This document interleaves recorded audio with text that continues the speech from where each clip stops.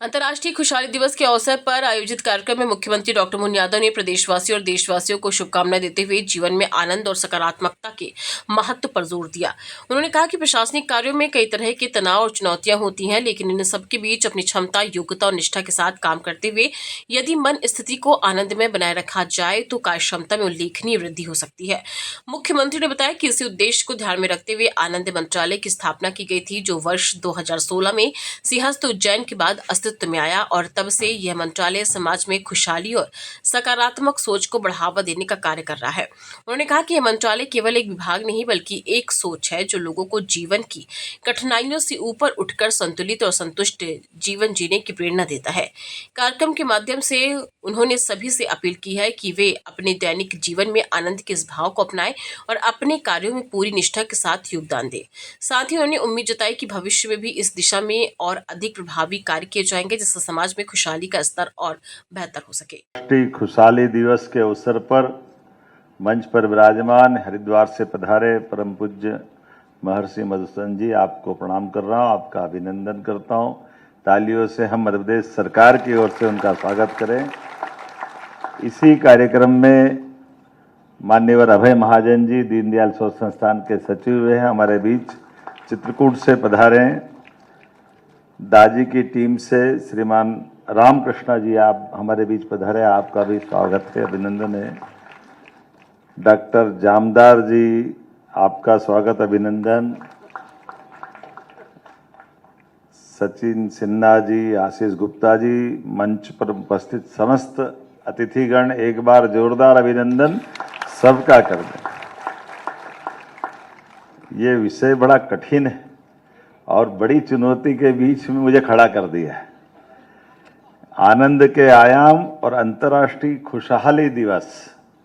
अब ये खुशहाली और आनंद, सुख और दुख के बीच में से समझने का, देश का और दुनिया के बीच का जो अंतर है, ये बड़ा सरल भी है लेकिन भारी कठिन भी है। हमारे लिए महाराज जी ने भगवान कृष्ण के जीवन के प्रसंग, उनके मुखारविंद से गीता और गीता के बाद गीता के बारे में लोगों की मान्यता, समझने के भाव, ये सही है। भगवान कृष्ण के जीवन के कष्टों को भी हम समझ सकते हैं, उनके माता पिता के कष्टों को भी समझ सकते हैं। कभी कभी ध्यान ही नहीं जाता है यशोदा मैया पे भी क्या बीती होगी। कुछ कुछ चीजें तो अद्भुत है, जिससे हम पकड़े अगर तो ध्यान में आएगा। नंद बाबा और यशोदा मैया, वो तो अपने गोकुल में है, उनको तो कोई कष्ट नहीं है, लेकिन मित्र का परिवार कष्ट में है। और मित्र के परिवार में कष्ट क्या है? वो स्वयं जेल में है। एक बच्चा पैदा हो जाए और पैदा होते ही उसको पैदा होने के साथ कंस हाथ में लेकर के नारियल की तरह खंबे पे फोड़ करके विभत्स तरीके से उसकी हत्या करता है। एक बच्चा मरे, दूसरा बच्चा मरे, तीसरा बच्चा मरे, चौथा बच्चा मरे, ये क्रम खत्म नहीं हो रहा है। ये भी हमारे कथाकारों से ही निवेदन है। हम तो अपन राजनीतिक दृष्टि थोड़ी संकट में भी पड़ जाते बोलते बोलते, लेकिन अगर हम ध्यान से देखें तो 7 बच्चे एक के बाद एक, कोई 7वां ऐसा कहते कि वो गर्भ गिर गया, लेकिन बलराम दूसरी माँ से, उस समय का विज्ञान कितना उन्नत होगा कि भ्रूण ही शिफ्ट हो गया रोहिणी माता के गर्भ में। 7 माँ एक के पेट में, दूसरे 2 माँ दूसरे के पेट में। अब ये उस काल का विज्ञान हो सकता उतना होगा, मैं तो उस पर भी नहीं जाना चाहता हूँ। लेकिन 8वें बच्चे को बचाना है और समाज के सामने ये चुनौती भी है कि ये भविष्य की बड़ी धरोहर है, एक बड़े संकल्प की पूर्ति होगी, बड़े कष्ट का अंत होगा। तो बच्चे को बचाने के लिए युक्ति बुद्धि से आज भी मुझे लगता कितना चुनौती का ये मुद्दा होगा कि यशोदा मैया और नंद बाबा अपनी संतान को, अपने मित्र को मरने के लिए दे। मित्र के पास जाएगा तो उसकी गारंटी थी कि कंस उसको छोड़ने वाला नहीं, लेकिन दूसरे के बच्चों को पाल करके अपने बच्चे से ज्यादा दुनिया में उदाहरण बन जाए, कि कृष्ण और यशोदा मतलब माँ बेटे का संबंध जो बताया है, ये आनंद हमारे अपनी संस्कृति से आ सकता है, ये सनातन संस्कृति से आ सकता है। जिनके जीवन में, और हमने कभी कहीं सुना भी नहीं कि यशोदा माँ ने कभी उफ किया हो या नंद बाबा ने कभी कहा हो कि ये कन्हैया हमारा है कि नहीं, जब तक उनके पास रहा। और ये दृष्टिकोण और ये दौर हम हर बार अलग अलग प्रकार से देखते हैं, कृष्ण भगवान के जीवन से भी देखते हैं।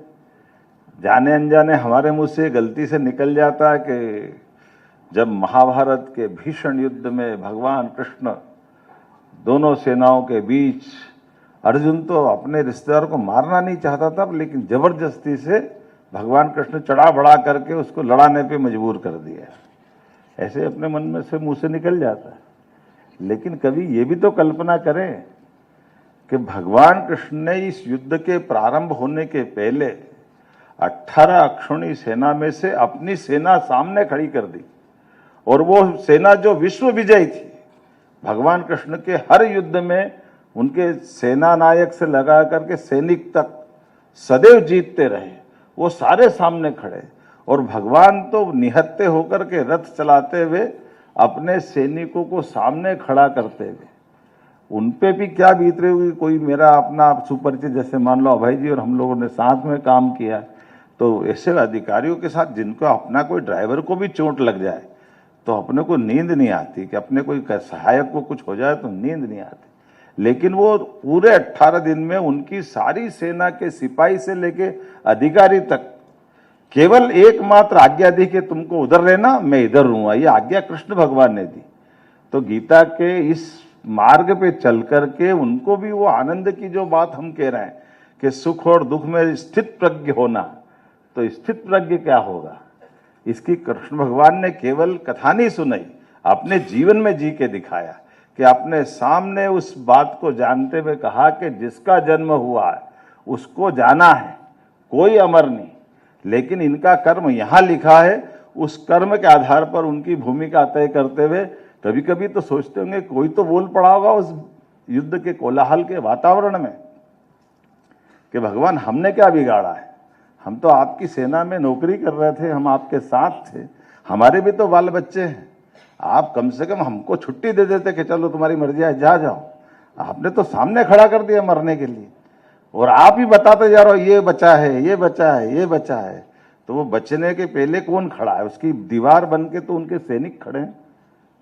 भीष्म पितामह अगर टारगेट बना रहे होंगे, द्रोणाचार्य बना रहे होंगे, तो 7 अक्षौणी सेना तो अकेले भगवान कृष्ण की थी। तो वो अपनी सेना के एक एक अधिकारी को, एक एक कर्मचारी को मरते देखना, ये मुझे लगता है कि वास्तव में ये खुशहाली दिवस की तो बात नहीं हो सकती है, और सच्चे अर्थों में आनंद की बात भगवान कृष्ण के उस जीवन में उनके जीने से हम प्रेरणा रूपी ग्रहण कर सकते हैं। मैं इस अवसर पर आप सबको अभिनंदन भी करता हूं, वंदन भी करता हूं। और सच में ये जो सिम्हस्थ का आयोजन होता है 2016 में, इस विभाग की कल्पना के पहले विचार कुंभ के माध्यम से अलग अलग विद्वानों के साथ जोड़ करके, सच में हमारे ऐसे कई विषयों को भी दुनिया जानती समझती नहीं, हमारे अपने शरीर को कितना कष्ट दे सकते हैं, उस कष्ट की पराकाष्ठा के बावजूद भी देखने वालों को दया आती है, उसको बड़ा अलग प्रकार का लगता है जिसने देखा नहीं। लेकिन जो जी रहा उस पे, तभी तो वो कांटों के ऊपर अपनी तपस्या कर लेता है। बबूल के कांटे, शरीर पे एक कपड़ा नहीं, और महाराज लेटे आराम से, धूप बिल्कुल उस समय की 44 की टेम्परेचर में, चारों तरफ अग्नि स्नान कर रहे हैं, और अग्नि स्नान में धूप तो जैसे ताप चल रहा है, और वो धूप भी 12 बजे से 2:30 बजे तक की जो धुनी तापते हैं। पहले तो वो अपना नंगे बदन किसी दोपहर में इतनी लू चलती हो, कोई बैठने का कितना बड़ा हिम्मत का मामला, उससे भी आगे बढ़ के चारों तरफ कंडे जलाओ, और कम पड़ रही धूप सूर्य की तो और जलाओ, और कम पड़ रही तो उसके बाद इसकी भी अलग अलग डिग्री है कि ये तो अभी शुरुआत के समय में 5 लगाएंगे, फिर 7 लगाएंगे, 7 के बाद और दक्ष हो गए, तो पूरी एक अच्छी टोकरी जिसमें सारी आग लगा करके वो भी सिर पे लगा लेंगे, और आगे बढ़ करके वो तो आंख के ऊपर भी कपड़ा डाल के अपनी तपस्या में धुनी जमा करके भगवान का चेतना के साथ। अब कभी कल्पना करो कि आपने आंख पे पट्टी बांधी है, ऊपर अग्नि रख दी है, चारों तरफ अग्नि जल रही है, कभी सिर हिल गया तो वो कहाँ जाएगी आग? आप पे ही तो आएगी, आपको बचाएगा भी कौन? क्योंकि आप तो आग भी नहीं खोल रहे हो। लेकिन मैं भगवान की लो लगाने के लिए उस आनंद में डूब रहा हूं। अब इसकी कोई पारितोषिक दे रहा है क्या? कौन क्या कर रहा है? कुछ नहीं करने वाला। लेकिन ये जो अंदर का आनंद है वो अपनी साधना के मार्ग से आनंद देखते हैं। ये प्रेरणा जो आती है इसका एहसास होता है बचपन से ही। कई सारे ऐसे कई लोगों के साथ ये सनातन संस्कृति अपने बीच में से ऐसे आनंद के साथ। भोपाल से आदित्य सराठी की रिपोर्ट।